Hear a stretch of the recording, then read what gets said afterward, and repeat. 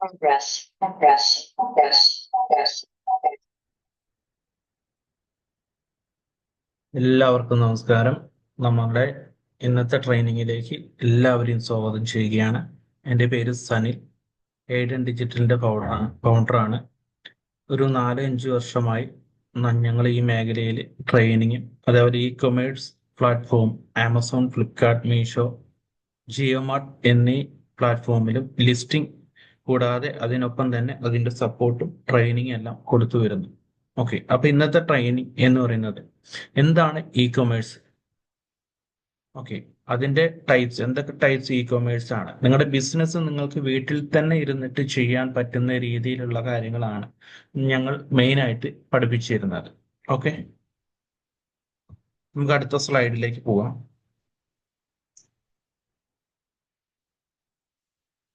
ഇതിന്റെ അജണ്ട എന്ന് പറയുന്നത് എന്താണ് ഇ കൊമേഴ്സ് ലിസ്റ്റിംഗ്, അതേപോലെ അതിന്റെ ഗുണങ്ങളും ദോഷങ്ങളും. സ്ലൈഡ് മൊത്തം ഇംഗ്ലീഷിലാണെങ്കിലും ക്ലാസ് മൊത്തം മലയാളത്തിലായിരിക്കും. ഓക്കെ, അതിന്റെ ഗുണങ്ങളും ദോഷങ്ങളും, അതേപോലെ എന്തൊക്കെ ടൈപ്പ് ഇ കൊമേഴ്സ് സൈറ്റുകളാണ് ഉള്ളത്, എങ്ങനെയാണ് ഇ കൊമേഴ്സ് സൈറ്റിൽ നമുക്ക് സ്റ്റാർട്ട് ചെയ്യാൻ പറ്റുക, അതേപോലെ എന്തൊക്കെ ഡോക്യുമെന്റ് ആണ് ഇതിന് വേണ്ടത്, പിന്നെ ലോജിസ്റ്റിക്സ് എന്ന് വെച്ച് കഴിഞ്ഞാൽ അതിന്റെ ഷിപ്പിംഗ് മെത്തേഡുകൾ ഏതെല്ലാമാണ് എന്നതാണ് ഇന്നത്തെ ക്ലാസ്സിൽ, ഓക്കെ, ഡേ 1-ൽ നമ്മൾ ശ്രദ്ധിക്കാൻ പോകുന്നത്. ഓക്കെ, അടുത്ത ഇ കൊമേഴ്സ് എന്ന് വെച്ച് കഴിഞ്ഞാൽ നമുക്കറിയാം, നമുക്ക് വീട്ടിൽ ഇരുന്ന് തന്നെ നമുക്ക് ബിസിനസ് ചെയ്യാൻ പറ്റും. ഓക്കെ, അതിന് വേറെ ഓഫീസ് റൂമോ അതിന് വേറെ വലിയ വെയർഹൗസോ കാര്യങ്ങളൊന്നും വേണ്ട. Okay, E commerce or electronics commerce is buying and selling goods or service using internet. അതായത് നമ്മൾ ഇന്റർനെറ്റ് യൂസ് ചെയ്തിട്ട് നമ്മുടെ ഒരു പ്രൊഡക്റ്റോ നമ്മുടെ ഒരു സർവീസോ നമ്മൾ മേടിക്കുകയും നമ്മൾ വിൽക്കുകയും ചെയ്യുന്നതിനെ പറയുന്നതാണ് ഇ കൊമേഴ്സ് എന്നത്. ഓക്കെ, ഇനി അടുത്തത് അതിന്റെ ഗുണങ്ങളും ദോഷങ്ങളുമാണ്. ഓക്കെ, ആദ്യം നമുക്ക് അതിന്റെ ഗുണങ്ങൾ എന്തൊക്കെയാണെന്ന് നോക്കാം. ഓക്കെ, ഫസ്റ്റ് എന്ന് പറയുന്നത് ലോവർ ഓപ്പറേഷണൽ എക്സ്പെൻസസ്. ഓക്കെ, ഇതിന് എന്താണ് എക്സ്പെൻസസ് കുറവാണ്. നിങ്ങളൊരു ഷോപ്പായിട്ട് നിങ്ങളുടെ സിറ്റിയിൽ ഇടുവാണെങ്കിൽ നിങ്ങൾക്ക് അതിന് എന്ത് ചെയ്യും, എക്സ്പെൻസസ് കൂടുതലാണ് അല്ലേ. പല രീതിയിലുള്ള എക്സ്പെൻസസ്. ഒന്ന്, ഇനിഷ്യൽ ഇൻവെസ്റ്റ്മെന്റ് കൂടുതലായിരിക്കും. പിന്നെ റെന്റിനൊരു റൂം എടുക്കണം, അതിന്റെ ചാർജ് കൂടുതലായിരിക്കും. ഓക്കെ, പിന്നെ ഒരു 10-50,000 രൂപയെങ്കിലും നിങ്ങൾ സെക്യൂരിറ്റി കൊടുക്കണം. പിന്നെ നിങ്ങൾ സ്റ്റാഫിനെ വെക്കണം. എല്ലാ സമയവും നിങ്ങൾക്ക് തന്നെ പോയിരിക്കാൻ പറ്റില്ല. അപ്പൊ നിങ്ങൾ എന്ത് ചെയ്യും, വേറൊരു സ്റ്റാഫിനെ നിങ്ങൾ വെക്കേണ്ട ആവശ്യം വരും. പിന്നെ അവിടെ ഇൻഫ്രാസ്ട്രക്ചർ കാര്യങ്ങളൊക്കെ മേടിക്കാനായിട്ട് എങ്ങനെ വന്നാലും ഒരു 3 ലക്ഷത്തിന്റെ അടുത്ത് എന്തായാലും ചെറിയൊരു ബിസിനസ് തുടങ്ങുമ്പോൾ അത് ഇൻവെസ്റ്റ്മെന്റ് കാര്യങ്ങളൊക്കെ വരും. ഓക്കെ, അപ്പോൾ ഇ കൊമേഴ്സ് നിങ്ങൾ തിരഞ്ഞെടുക്കുകയാണെങ്കിൽ നിങ്ങൾക്കുള്ള ഒന്നാമത്തെ ഗുണം എന്ന് പറയുന്നത് ലോവർ ഓപ്പറേഷണൽ എക്സ്പെൻസസ്. അതായത് നിങ്ങളുടെ എക്സ്പെൻസസ് എന്ത് ചെയ്യും, കുറയ്ക്കും. No physical store need. നമ്മൾ സംസാരിച്ചു, ഇതിനെ വേറെ ഫിസിക്കൽ സ്റ്റോർ, അതായത് ഒരു കടമുറിയോ വലിയ വെയർ ഹൗസോ നിങ്ങൾക്ക് ആവശ്യമില്ല. ഓക്കെ, പല ലൈസൻസുകളും നിങ്ങളുടെ അഡ്രസ്സിൽ, അതായത് നിങ്ങളുടെ വീടിന്റെ അഡ്രസ്സിൽ തന്നെ എടുക്കാൻ പറ്റും. അത് നമ്മൾ ഡോക്യുമെന്റ്, എന്തൊക്കെ ഡോക്യുമെന്റ്സ് ആണ് വേണ്ടത് എന്നുള്ള സെക്ഷനിൽ നമ്മൾ പറയുന്നുണ്ട്. ഓക്കെ, അപ്പൊ അതിനെന്ത് ചെയ്യും, നമുക്ക് ഫിസിക്കൽ ആയിട്ടുള്ള ഒരു സ്റ്റോർ നമുക്ക് ഇതിന് ആവശ്യമില്ല. Okay, then efficient logistic tracking. അങ്ങനെ വെച്ച് കഴിഞ്ഞാല് ഇപ്പൊ നിങ്ങൾ അയച്ചു കൊടുക്കുന്ന നിങ്ങളെ ഒരു പ്രൊഡക്റ്റ്, ഓക്കെ, കസ്റ്റമർക്ക് അയച്ചു കൊടുക്കുന്ന ഒരു പ്രൊഡക്റ്റ് ഇപ്പോഴത്തെ സാഹചര്യത്തിൽ നിങ്ങൾക്ക് അതേപോലെ തന്നെ കസ്റ്റമർക്കും ഇത് ട്രാക്ക് ചെയ്യാൻ പറ്റും. ഓക്കെ, എവിടം വരെ എത്തി. ആദ്യമൊക്കെ ഇന്ത്യൻ പോസ്റ്റ് വഴി അയച്ചു കൊടുക്കുമ്പോൾ നമുക്കത് ട്രാക്ക് ചെയ്യാൻ പറ്റില്ലായിരുന്നു. ഓക്കെ, ഇപ്പോഴത്തെ കാലത്ത് എന്ന് വെച്ച് കഴിഞ്ഞാൽ നമുക്ക് അത് എവിടം വരെ എത്തി, അതിന്റെ സ്റ്റാറ്റസ് എന്താണ് എന്നത് നമുക്ക് ട്രാക്കിംഗ് ആയിട്ട് വെച്ചിട്ട് നമുക്കത് ട്രാക്ക് ചെയ്യാൻ പറ്റും. ഓക്കെ, പിന്നെ ഏതൊക്കെ രീതിയിൽ നിങ്ങൾക്ക് നിങ്ങളുടെ പ്രൊഡക്റ്റ് വീട്ടിലിരുന്ന് തന്നെ അയക്കാൻ പറ്റും, അതിന് പറ്റിയ നല്ല കൊറിയർ പാർട്ട്നേഴ്സ് ആരൊക്കെയാണ്, അതെല്ലാം പിന്നീട് നമ്മൾ പറഞ്ഞു തരുന്നുണ്ട്. ഓക്കെ, അവര് നിങ്ങളുടെ വീട്ടിൽ തന്നെ വന്നിട്ട്, ഇപ്പൊ നിങ്ങൾക്ക് 1 കിലോ കാർഡമം ഏലക്ക വിൽക്കാനുണ്ടെങ്കിൽ നിങ്ങളുടെ ഒരു കസ്റ്റമർ ഇ കൊമേഴ്സ് വഴി നിങ്ങൾക്ക് ഓർഡർ തന്നു. ഓർഡർ തന്നിട്ട് നിങ്ങൾ അത് അയച്ചു കൊടുക്കാൻ വേണ്ടി 1 കിലോമീറ്ററോ 2 കിലോമീറ്ററോ കടന്നു പോയി DTDC വഴിയോ പ്രൊഫഷണൽ കൊറിയർ വഴിയോ ഇന്ത്യൻ പോസ്റ്റ് വഴിയോ അയച്ചു കൊടുക്കേണ്ട ആവശ്യമില്ല. ഓക്കെ, നിങ്ങളുടെ വീട്ടിൽ തന്നെ നിങ്ങൾ അത് പാക്ക് ചെയ്ത് വെക്കുക. കൊറിയർ ഏത് കൊറിയർ പാർട്ണർ ആണോ നിങ്ങൾ അസൈൻ ചെയ്തിരിക്കുന്നത് അവര് നിങ്ങളുടെ വീട്ടിൽ വന്ന് കളക്ട് ചെയ്ത് പാർട്ടിക്ക് ഡെലിവറി ചെയ്യുന്ന മെത്തേഡും ഉണ്ട്. ഓക്കെ, ഈ കുറെ ഓപ്പർച്യൂണിറ്റീസ് ഉണ്ട്. പക്ഷെ ഇതൊന്നും ആരും ഇതുവരെ അല്ല, ആരും എന്ന് വെച്ചാൽ ഒരു ഭൂരിപക്ഷം ആൾക്കാരും ഇതൊന്നും അറിയില്ല. ഓക്കെ, ഇപ്പൊ ഡൽഹി വരെ അതേപോലെ ഷിപ്പ് റോക്കറ്റ് എന്നുള്ള ആപ്ലിക്കേഷൻ ഒക്കെ യൂസ് ചെയ്യുവാണെങ്കിൽ നിങ്ങൾ ജസ്റ്റ് നിങ്ങൾക്ക് വന്നിരിക്കുന്ന ഓർഡർ അതിലൊന്ന് കാണിച്ചു കൊടുത്ത് ഷിപ്പ് നൗ കൊടുത്തു കഴിഞ്ഞാൽ ഒരുപാട് കൊറിയർ ഉണ്ടാവും. അതിൽ ഏതെങ്കിലും ഏറ്റവും കുറഞ്ഞ ചീപ്പസ്റ്റ് ആയിരിക്കുന്ന ഏതെങ്കിലും കൊറിയർ നിങ്ങൾ സെലക്ട് ചെയ്തിട്ട് നിങ്ങൾ കൊടുത്തു കഴിഞ്ഞാൽ ആമസോൺ സോറി ഏത് കൊറിയറാണ് ഇപ്പൊ ഡൽഹി വരെയാണെന്ന് നിങ്ങൾ ചോയ്സ് ചെയ്യണമെങ്കിൽ ഡൽഹി വരെയുടെ ആൾക്കാർ നിങ്ങളുടെ വീട്ടിൽ വന്നിട്ട് സാധനം കളക്ട് ചെയ്തിട്ട് പാർട്ടിക്ക് ഡെലിവറി ചെയ്യും. ഓക്കെ, അപ്പൊ നിങ്ങൾ എന്ത് ചെയ്യും? 1 കിലോമീറ്ററോ 2 കിലോമീറ്ററോ ദൂരെ പോയിട്ട് നിങ്ങൾക്ക് ഈ പ്രൊഡക്റ്റ് അയച്ചു കൊടുക്കേണ്ട ആവശ്യമില്ല. ഇപ്പോ ചെറിയ പിള്ളേരുള്ളവർ ബിസിനസ് ചെയ്യാൻ ആഗ്രഹിക്കുന്നുണ്ട്, കൈക്കുഞ്ഞുള്ളവരൊക്കെ ബിസിനസ് ചെയ്യാൻ ആഗ്രഹിക്കുന്നുണ്ട്. പക്ഷെ അവർക്ക് നേരിടുന്ന പ്രശ്നം എന്ന് വെച്ച് കഴിഞ്ഞാല് അവർക്ക് വീടിന്റെ പുറത്തു പോകാൻ പറ്റുന്നില്ല. ഓക്കെ, അപ്പൊ അങ്ങനെയുള്ളവർക്കൊക്കെ എന്ന് വെച്ച് കഴിഞ്ഞാൽ ഈ കൊമേഴ്സിൽ ചെയ്യുമ്പോൾ അവര് തന്നെ, അതായത് ഏത് കൊറിയർ ടീമാണോ അവര് തന്നെ വന്ന് കളക്ട് ചെയ്യും. ഓക്കെ, ഇപ്പൊ ആമസോണിന്റെ മാസ്റ്റർ ക്ലാസ് നമ്മൾ ഡേ 2 നമ്മൾ പറയുന്നുണ്ട്. ഓക്കെ, അതിലും എന്താണ് ചെയ്യുന്നത്? നിങ്ങൾക്ക് ഒരു ഓർഡർ വന്നു കഴിഞ്ഞാൽ നിങ്ങൾക്ക് അത് മെയിൽ വരും അല്ലെങ്കിൽ ഒരു നോട്ടിഫിക്കേഷൻ വരും. നിങ്ങൾ അത് ജസ്റ്റ് ഒന്ന് നോക്കിയിട്ട് നിങ്ങൾ പ്രിന്റ് എടുത്ത് വെക്കുക. ആമസോണിന്റെ ആൾക്കാർ വന്ന് കളക്ട് ചെയ്യും, കാർട്ടിക്ക് ഡെലിവറി ചെയ്യും.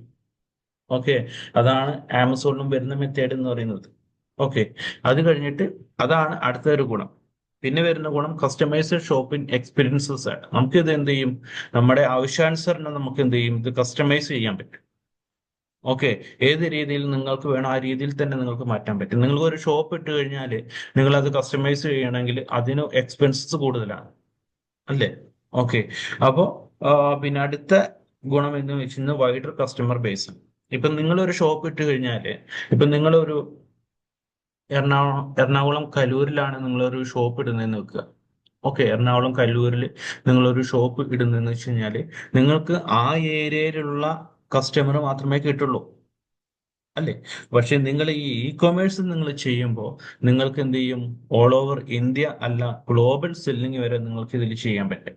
ഓൾ ഓവർ വേൾഡ് വരെ നിങ്ങൾക്ക് പല കൺട്രിയിലേക്കും നിങ്ങൾക്ക് ബിസിനസ് ചെയ്യാം. ഓക്കെ, ഇത്രയും ഓപ്പർച്യൂണിറ്റീസ് ആണ് നമുക്ക് ഈ കൊമേഴ്സിൽ നമുക്ക് ഉള്ളത്, അതിന്റെ സ്കോപ്പ്.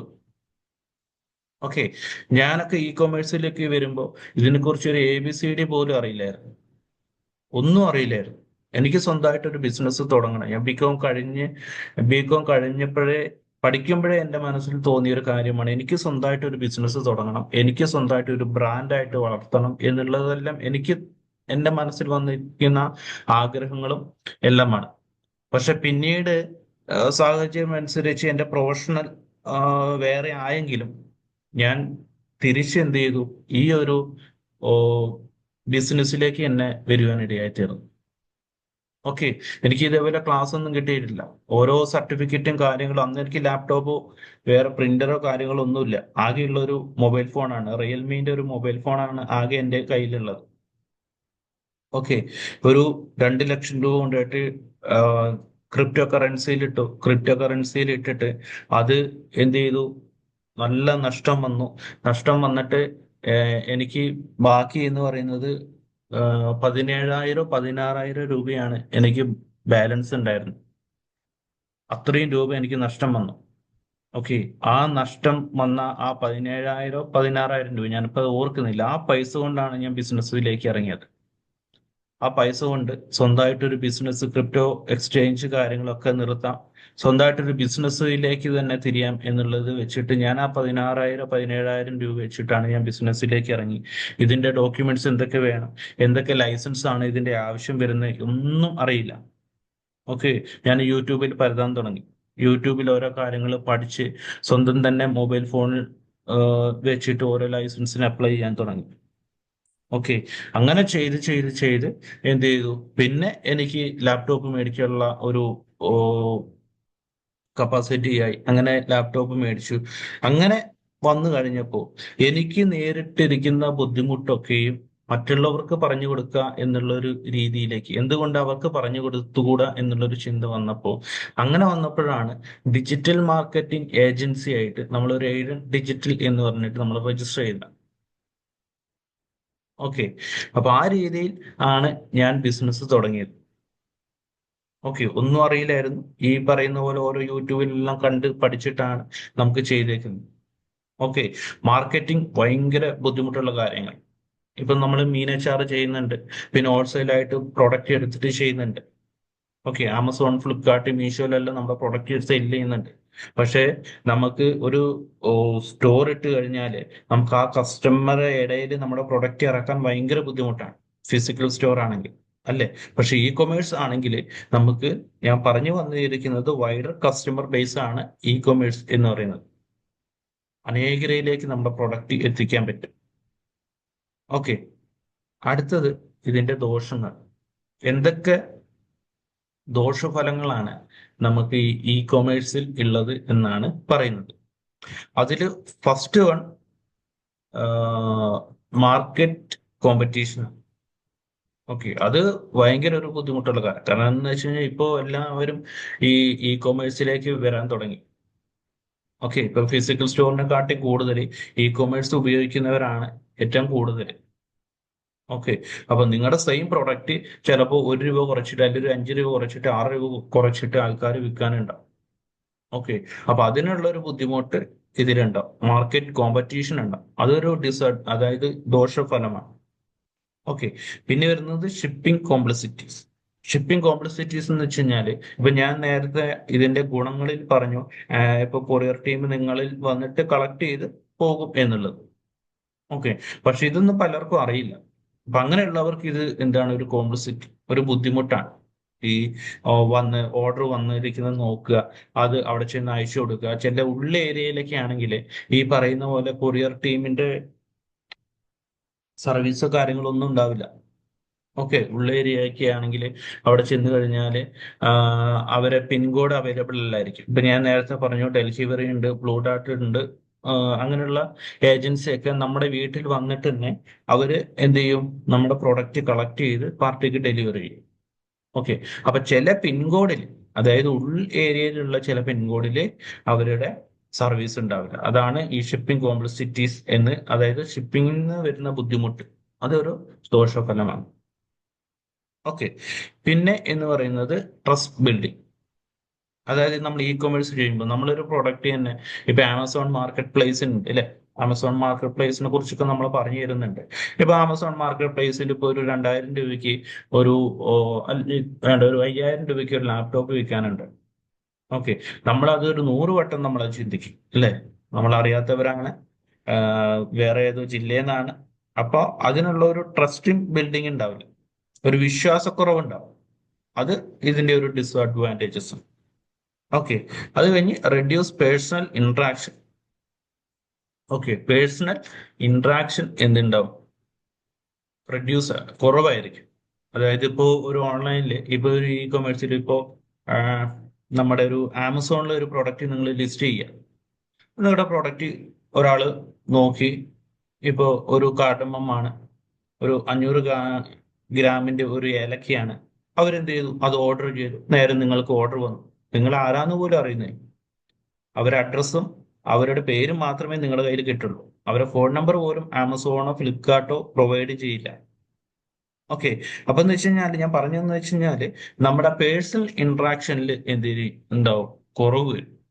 അത് ഒരു ഡിസ്അഡ്വാൻറ്റേജസ് ആണ് നമ്മുടെ ഇ കൊമേഴ്സ്. അതായത് അതൊരു ഓ, കുറവാണ്, ദോഷഫലമാണ് നമുക്ക് ഈ ഇ കൊമേഴ്സ് എന്ന് പറയുന്നത്. പിന്നെ ടെക്നിക്കൽ ചലഞ്ചസ്. ഓക്കെ, പല രീതിയിലുള്ള ടെക്നിക്കൽ ചലഞ്ചസ്. എനിക്ക് തോന്നുന്നു കഴിഞ്ഞ മാസമാണെന്ന് തോന്നുന്നു, വാട്സാപ്പ് തന്നെ ഷട്ട് ഡൗൺ ആയിപ്പോയി. അതേപോലെ ഫേസ്ബുക്ക് ഷട്ട് ഡൗൺ ആയി. അല്ലെ? അത്രയും വലിയ മാർക്കറ്റ് പ്ലേസ്, അത്രയും വലിയ, സോഷ്യൽ മീഡിയ പ്ലാറ്റ്ഫോം പോലും ടെക്നിക്കൽ എറർ കാരണം എന്ത് ചെയ്തു, അവരുടെ ഷട്ട് ഡൗൺ ആയിപ്പോയി, വർക്കിംഗ് ഷട്ട് ഡൗൺ ആയി. ആ രീതിയിലുള്ള എറർ കാര്യങ്ങളൊക്കെ നമുക്ക് എന്ത് ചെയ്യും, ഇ കൊമേഴ്സിൽ വരാനുള്ള ചാൻസ് കൂടുതലാണ്.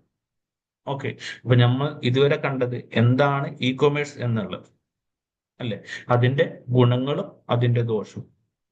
ഓക്കെ, എന്താണ് ഇ കൊമേഴ്സ് എന്ന് പറഞ്ഞാൽ വളരെ എളുപ്പമാണ്. നിങ്ങളൊരു സാധനം മേടിക്കുകയോ വിൽക്കുകയോ ഇന്റർനെറ്റ് യൂസ് ചെയ്തിട്ട് ചെയ്യുന്നതിനെയാണ് ഈ പറയുന്ന ഇ കൊമേഴ്സ് എന്ന് പറയുന്നത്. അതിന്റെ ഗുണങ്ങളും ദോഷങ്ങളും നമ്മൾ കണ്ടു, അല്ലെ? ഇനി നമ്മൾ അടുത്ത് നോക്കുന്നത് ടൈപ്സ് ഓഫ് ഇ കൊമേഴ്സ് ആണ്. എന്തൊക്കെ ടൈപ്പ് ഇ കൊമേഴ്സ് ഉണ്ട്, അല്ലെ? ഇ കൊമേഴ്സ് എന്ന് പറയുമ്പോൾ തന്നെ നമ്മുടെ മനസ്സിലേക്ക് ഓടി വരുന്നത് എന്താണ്? ആമസോൺ, ഫ്ലിപ്കാർട്ട്, മീഷോ, മിന്ത്ര, ജിയോ മാർട്ട് അങ്ങനെയുള്ള പ്ലാറ്റ്ഫോമാണ് ഇ കൊമേഴ്സ് എന്ന് പറയുമ്പോൾ തന്നെ നമുക്ക് വരുന്നത്, അല്ലെ? അപ്പോ ആ രീതിയിൽ മാത്രമല്ല, ഒരുപാട് ഇ കൊമേഴ്സ് ടൈപ്പ് ഉണ്ട്. അതെല്ലാം നിങ്ങൾക്കും യൂസ് ചെയ്യാൻ പറ്റും, നമുക്കും യൂസ് ചെയ്തിട്ട് നമ്മുടെ ബിസിനസ്സിനെ വളർത്താൻ പറ്റും. അത് എന്തൊക്കെയാണെന്നുള്ളത് നമുക്ക് നോക്കാം. അത് first one business to customer, B2C എന്ന് പറയും. ഓക്കെ, ഒരു ബിസിനസ് സ്ഥാപനം കസ്റ്റമർക്ക് കൊടുക്കുന്നത്. ഓക്കെ, അത് കഴിഞ്ഞ ശേഷം B2B, അതായത് ബിസിനസ് ടു ബിസിനസ്. അത് കഴിഞ്ഞിട്ടുള്ളത് കൺസ്യൂമർ ടു കൺസ്യൂമർ. ഓക്കെ, അല്ലെങ്കിൽ കസ്റ്റമർ ടു കസ്റ്റമർ. അത് കഴിഞ്ഞിട്ട് കൺസ്യൂമർ ടു ബിസിനസ്. പിന്നെ direct to consumer, social e commerce, subscription based e commerce. Okay, confusion ആയിരിക്കും, ഓരോന്നും നമുക്ക് അത് എടുത്ത് പഠിക്കും. അത് നിങ്ങൾക്കും ഏത് രീതിയിൽ ഉപയോഗിക്കാം എന്നുള്ളതും നമുക്ക് പഠിക്കാം. ഓക്കെ,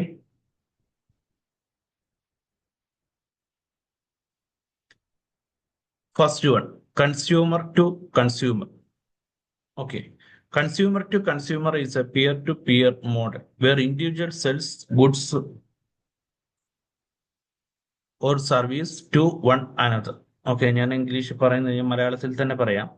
കൺസ്യൂമർ ടു കൺസ്യൂമർ എന്ന് വെച്ച് കഴിഞ്ഞാൽ ഇത്ര മാത്രമേ ഉള്ളൂ. കസ്റ്റമർ ടു കസ്റ്റമർ അല്ലെങ്കിൽ കൺസ്യൂമർ, ഇൻഡിവിജ്വൽ ടു ഇൻഡിവിജ്വൽ എന്നും ഇത് തന്നെ നമുക്ക് പറയാം. ഓക്കെ, അവർക്ക് വലിയ കമ്പനി ആയിട്ടൊന്നും അവർ ഫോം ചെയ്തിട്ടില്ല. അവർക്ക് അതിന്റെ ഡോക്യുമെന്റോ കാര്യങ്ങളൊന്നും ഉണ്ടാവില്ല. അവർ ജസ്റ്റ് ഈ OLX, ഈ ഫേസ്ബുക്കിന്റെ മാർക്കറ്റ് പ്ലേസിൽ ബിസിനസ് ചെയ്യുന്നതിനെയാണ് കൺസ്യൂമർ ടു കൺസ്യൂമർ എന്ന് പറയുന്നത്. അവർക്ക് GSTയോ പറയുന്ന കാര്യങ്ങളൊന്നും ഉണ്ടാവില്ല. ഇപ്പൊ നിങ്ങൾക്ക് ഒരു പ്രൊഡക്റ്റ് വിൽക്കണം, നിങ്ങൾക്ക് ഇപ്പൊ ഒരു എന്താണ് ഇപ്പൊ സെക്കൻഡ് ഹാൻഡ് ഒരു സോഫ സെറ്റ് നിങ്ങൾക്ക് വിൽക്കണമെങ്കിൽ നിങ്ങൾ ആദ്യം ചോയ്സ് ചെയ്യുന്നത് എന്തായിരിക്കും? OLX ആയിരിക്കും, അല്ലെ? അല്ലെങ്കിൽ നിങ്ങൾക്ക് ഒരു കാറ് വിൽക്കണം.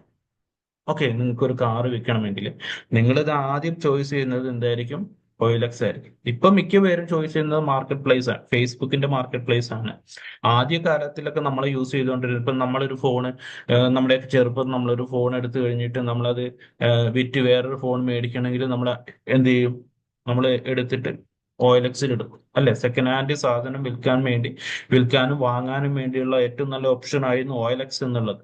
ഇപ്പൊ പല പല സൈറ്റുകളും വന്നിട്ടുണ്ട്, ഫേസ്ബുക്കിന്റെ തന്നെ മാർക്കറ്റ് പ്ലേസും വന്നിട്ടുണ്ട്.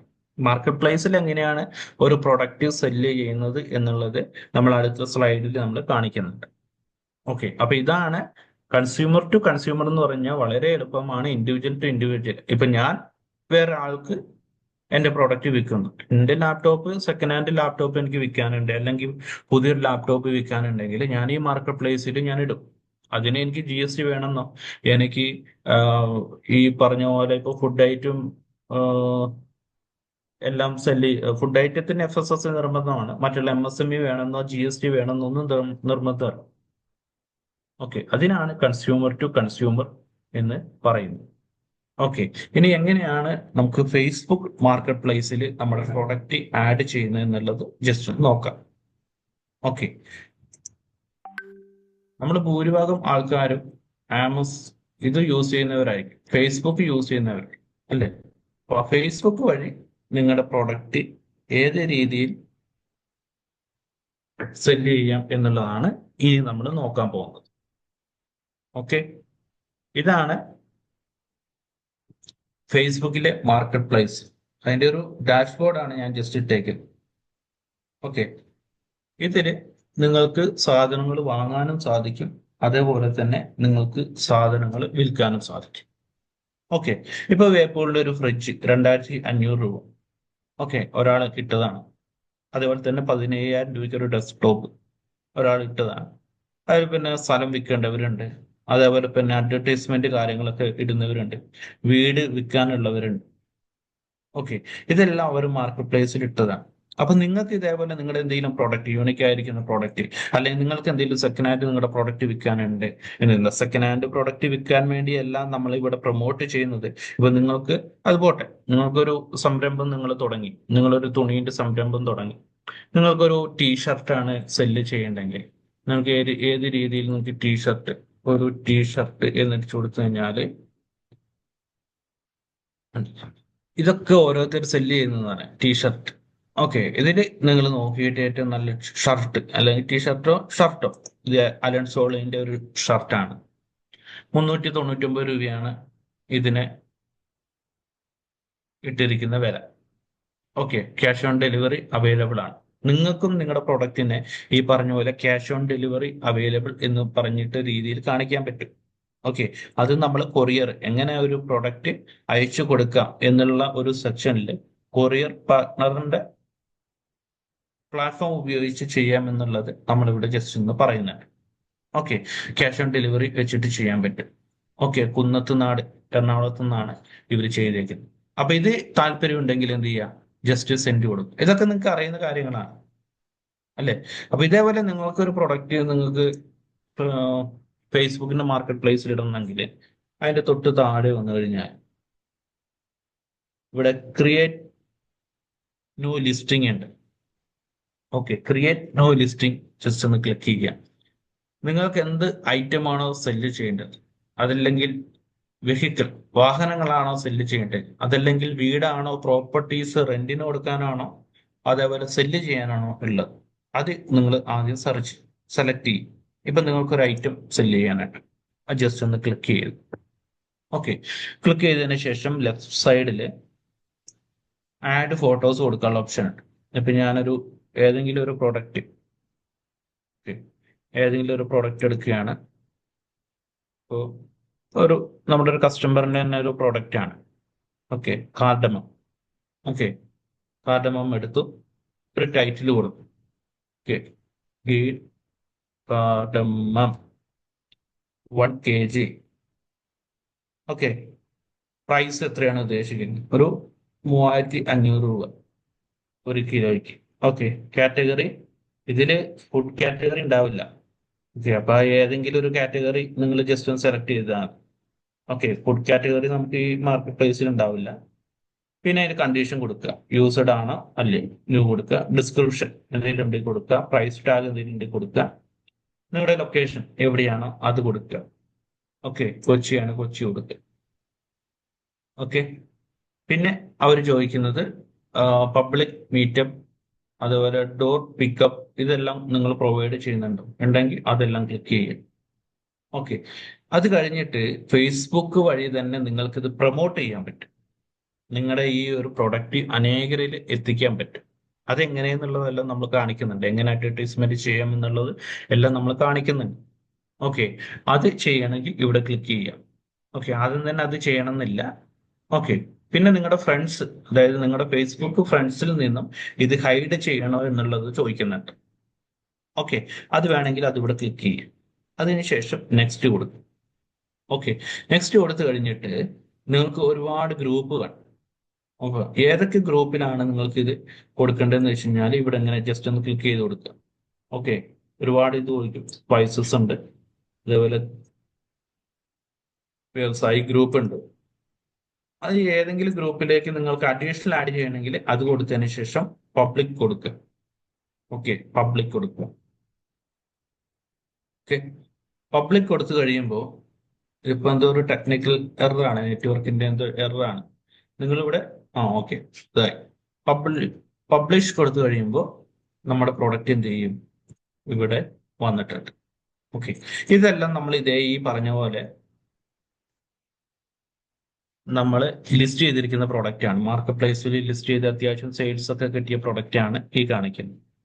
ഓക്കെ, ഈ അടുത്ത് നമ്മൾ ഇട്ട ഒരു പ്രോഡക്റ്റ് ആണ് ആംബുലൻസ്. എൻ്റെ ഫ്രണ്ടിന്റെ ആംബുലൻസ് ഉണ്ടായിരുന്നു സെല് ചെയ്യാൻ വേണ്ടി, അപ്പൊ അത് ഇതിലിട്ടതാണ്. ഇതാണ് നമ്മൾ ഇപ്പൊ ഇട്ടിരിക്കുന്ന പ്രോഡക്റ്റ്. ഓക്കെ, ഇത് 100 റിവ്യൂയിലാണ് കിടക്കുന്നത്. ഇത് എന്ത് ചെയ്യും, ഇതിന് അവര് ചെക്ക് ചെയ്യും, ഓട്ടോമാറ്റിക് ആയിട്ട് ചെക്ക് ചെയ്തിട്ട് അത് എന്ത് കമ്പ്യൂട്ടറൈസ്ഡ് ചെക്കിംഗ് ആയിരിക്കും. എന്നിട്ട് എല്ലാം ഓക്കെ ആണെങ്കിൽ അവർ പബ്ലിഷ് ചെയ്യും. ഓക്കെ, ഇത് ഞാൻ ജസ്റ്റ് ഡിലീറ്റ് ചെയ്യുന്നുണ്ട്. എന്താ വെച്ചാൽ ഇതിപ്പോ എന്റെ പ്രൊഡക്റ്റ് അല്ല, ജസ്റ്റ് കാണിച്ചു തരാൻ വേണ്ടിയാണ്. ഇതൊക്കെ എന്ന് വെച്ച് കഴിഞ്ഞാൽ ഓരോ ഇതും നമ്മൾ ആഡ് ചെയ്ത് ഇരിക്കുന്ന പ്രൊഡക്റ്റാണ്. ഓക്കെ, അപ്പോൾ അതെല്ലാം എടുത്തു കഴിയുമ്പോൾ നിങ്ങൾക്ക് അറിയാൻ പറ്റും എത്ര പേര് ഇതിൽ ക്ലിക്ക് ചെയ്തു, എത്ര പേര് നമ്മുടെ പ്രോഡക്റ്റ് കണ്ടു എന്നുള്ളതെല്ലാം നമുക്ക് ഇതിൽ ക്ലിക്ക് ചെയ്ത് കഴിഞ്ഞാൽ കാണാൻ പറ്റും. ഓക്കെ, പിന്നെന്ന് വെച്ച് കഴിഞ്ഞാൽ നേരത്തെ പറഞ്ഞ പോലെ ഇതിൽ ഇവരെ കണ്ടു, ഇവരൊക്കെ മെസ്സേജ് അയച്ചവരാണ്, പിന്നെ കമന്റ് അടിച്ചവർ എല്ലാം ഇതിൽ കാണിക്കും.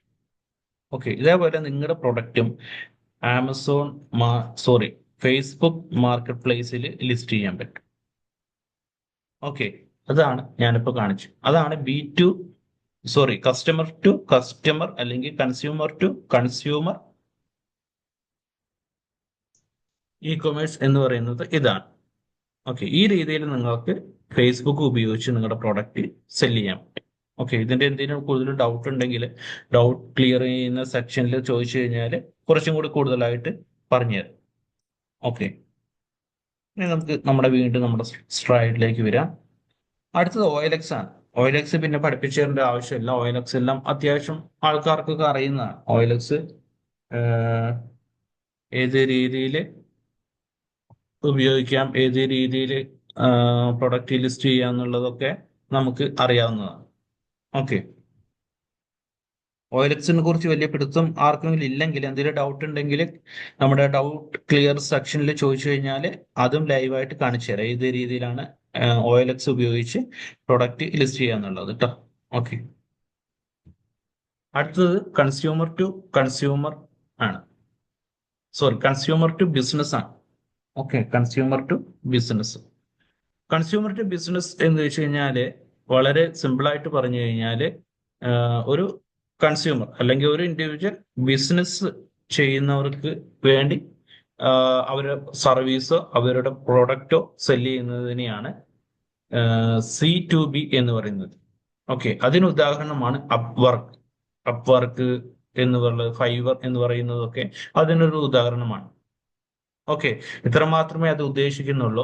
ഇപ്പൊ നിങ്ങൾക്ക് നല്ലൊരു ഡിസൈൻ ചെയ്തൊരു ലോഗോ വേണം. ഓക്കെ, നിങ്ങൾക്ക് ഡിസൈൻ ചെയ്ത ലോഗോ വേണമെങ്കിൽ ഈ അപ്വർക്ക് പോലുള്ള സൈറ്റുകളിൽ നിങ്ങൾക്ക് സെർച്ച് ചെയ്ത് കഴിഞ്ഞാൽ ഒരുപാട് ക്ലയൻസിന്റെ ഇൻഫർമേഷൻ അതിൽ കാണാൻ പറ്റും. അപ്പൊ അവർ ചെയ്തിരിക്കുന്ന വർക്കും കാണാൻ പറ്റും.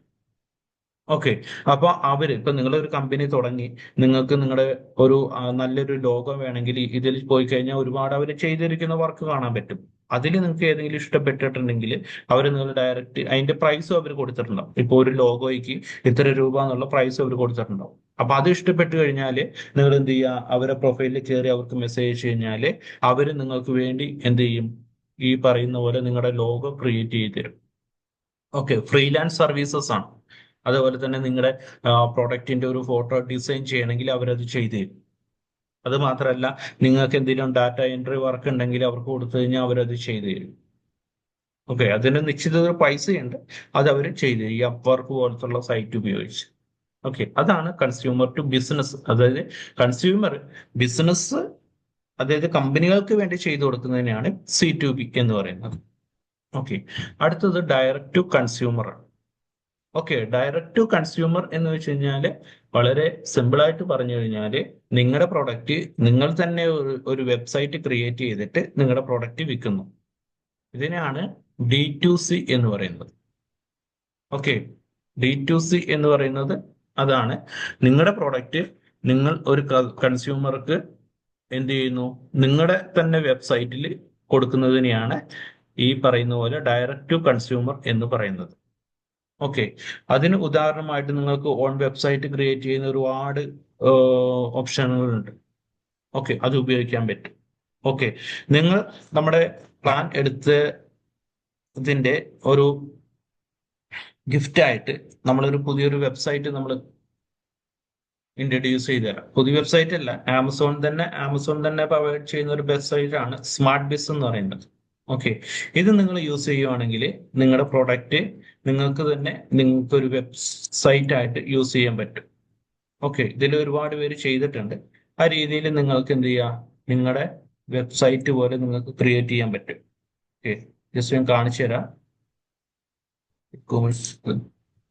ഇത് സ്മാർട്ട് ബിസ് ഉപയോഗിച്ച് ക്രിയേറ്റ് ചെയ്തിരിക്കുന്ന ഒരു ഇതാണ്. ഇത് വേറെ കസ്റ്റമർ ക്രിയേറ്റ് ചെയ്തിരിക്കുന്ന അവരുടെ ഒരു വെബ്സൈറ്റ് ആണ്. അപ്പൊ ഈ രീതിയിൽ നിങ്ങൾക്ക് നിങ്ങളുടെ വെബ്സൈറ്റ് നിങ്ങൾക്ക് ഡിസൈൻ ചെയ്യാൻ പറ്റും. അതിന് ഫ്രീ കോസ്റ്റ് ആണ് ഇതിൽ. ഓക്കെ, അതിന്റെ പേയ്മെന്റ് ഇതിൽ വരുമ്പോൾ മാത്രം ചെറിയ എന്തോ 2% ചാർജ് അല്ലെങ്കിൽ 1% ചാർജ് മാത്രമേ ഈടാക്കുന്നുള്ളൂ.